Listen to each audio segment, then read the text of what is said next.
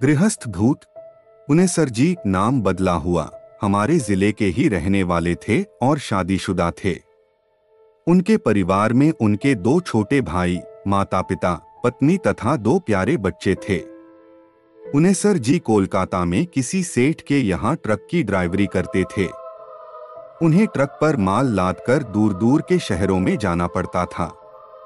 वे बहुत ही मेहनती थे और अपना काम पूरी जिम्मेदारी व ईमानदारी से करते थे।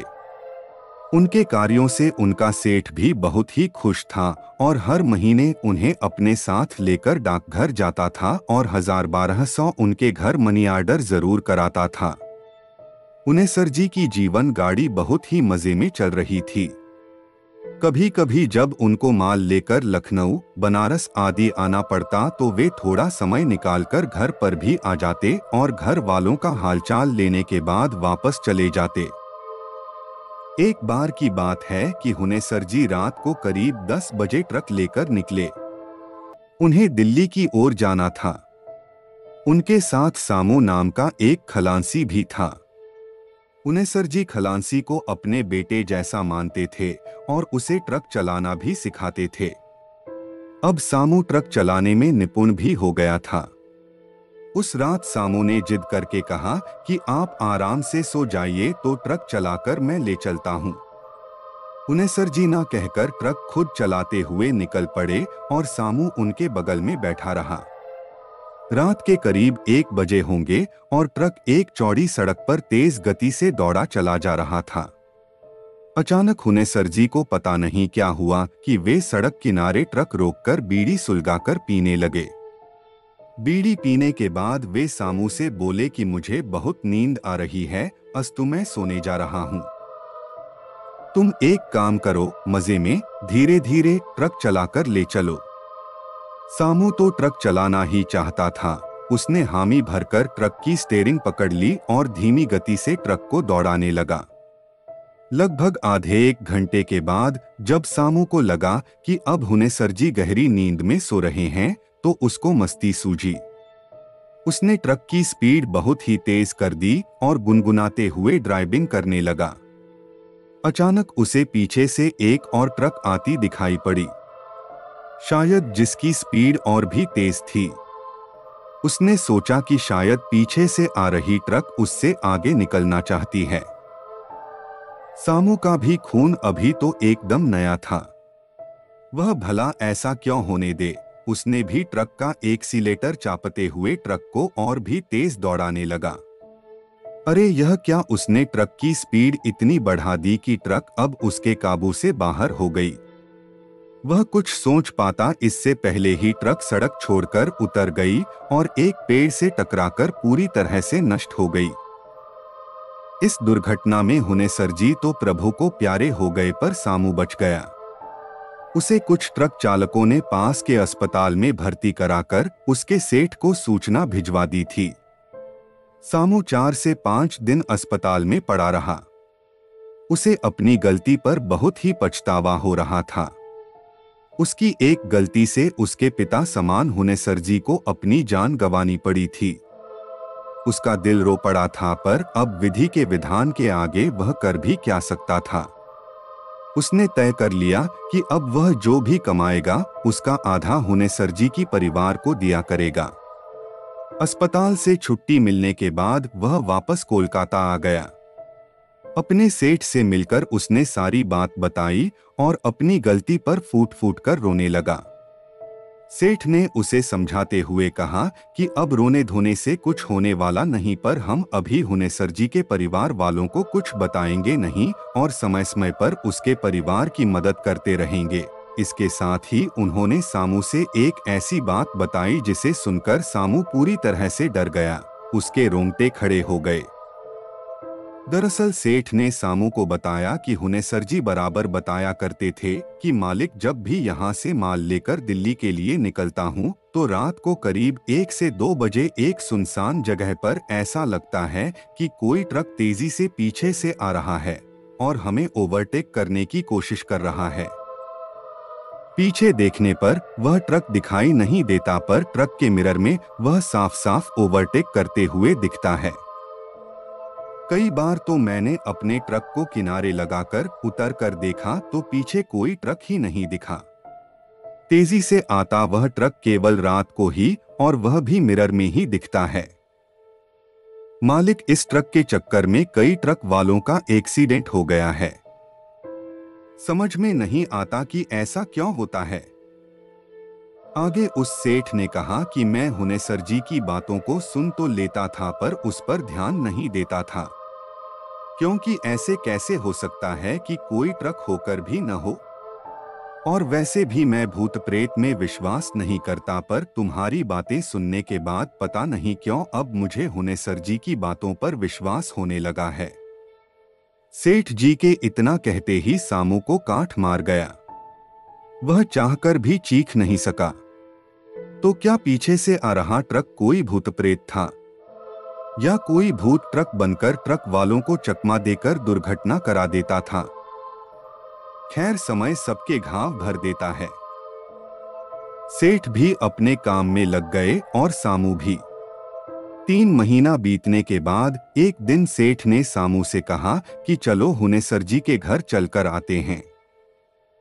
इस बात को छिपाना ठीक नहीं होगा, और साथ ही हुनेसर जी के परिवार की कुछ आर्थिक मदद भी कर देंगे।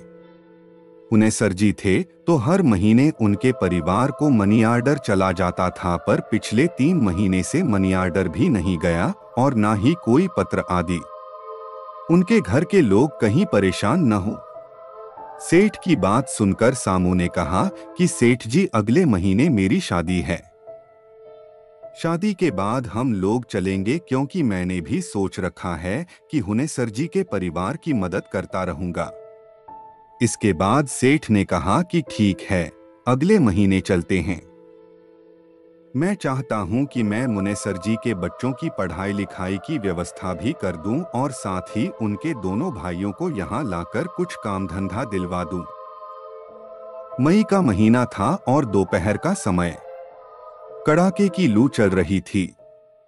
सेठ और सामू पसीने से तरबतर थे। वे लोग पूछते पूछते हुनेसर जी के गांव में आ गए थे। एक आदमी ने हुनेसर जी के घर पर भी उन लोगों को पहुंचा दिया। हुनेसर जी के दरवाजे पर एक नीम का घना पेड़ था, जिसके नीचे चौकी पड़ी हुई थी। सेठ और सामू वहीं बैठ गए। उन लोगों ने हुनेसर जी के परिवार के लिए साड़ी, कपड़ा, मिठाई आदि जो लेकर आए थे, घर में भिजवा दिए। घर से उन्हें पानी, जलपान आदि पीने के लिए आया। पानी उनी पीने के बाद उन दोनों ने हुनेसर जी के पूरे परिवार को यह दुखद घटना सुनाने की सोची। अरे, यह कहा, अभी वे लोग कुछ कहने ही वाले थे, तभी डाकिये के साइकिल की घंटी ट्रिन ट्रिन बजती हुई उसी नीम के आगे आकर रुक गई। फिर डाकिये ने हुनेसर जी के पिताजी को जयरमी करते हुए मनी ऑर्डर सौंपा। मनी ऑर्डर सौंपने के बाद डाकिया चला गया। डाकिये के जाने के बाद हुनेसर जी के पिताजी ने कहा कि जब आप लोग आ ही रहे थे, तो फिर हुनेसर को यह पैसे डाक से लगाने की क्या जरूरत थी? आप लोगों से हाथ से ही भिजवा दिया होता। हुनेसर जी के पिता के मुंह से इतना सुनते ही सेठ और सामू दोनों हक्के बक्के हो गए। सेठ ने थूक घोंटकर हुनेसर के पिताजी से पूछा कि क्या कहा आपने? हुनेसर जी ने मनी ऑर्डर भेजा है। सेठ की यह बात सुनते ही हुनेसर के पिताजी ने बिना कुछ बोलते हुए 100 के 8 नोट तथा मनी ऑर्डर वाला छोटा कागज का टुकड़ा जिस पर पता लिखा था, सेठ के आगे बढ़ा दिया। सेठ जल्दी जल्दी उस कागज के टुकड़े को उलट पुलट कर देखने लगे। उन्हें कुछ भी विश्वास ही नहीं हो रहा था, क्योंकि मनी ऑर्डर के उस कागज पर जो लिखाई थी वह हुनेसर जी की ही थी, और वह पैसा उन्होंने पिछले महीने ही उसी डाकघर से लगाया था जहां से सेठ और वे बराबर हर महीने पैसा लगाया करते थे। अब तो सेठ एकदम से घबरा गए थे। साथ ही सामू के चेहरे का रंग भी उड़ गया था। उन दोनों को समझ में नहीं आ रहा था कि यह क्या हो रहा है। तभी हुनेसर जी बोल पड़े कि कुछ भी हो, पर भगवान ऐसा लड़का सबको दें। हम लोगों की बहुत ही सुध रखता है, और हर महीने थोड़ा कम या ज्यादा मनी ऑर्डर जरूर कर देता है। इतना सुनते ही सामू बोल पड़ा कि काका, क्या पिछले महीने भी हुनेसर जी ने मनी ऑर्डर किया था?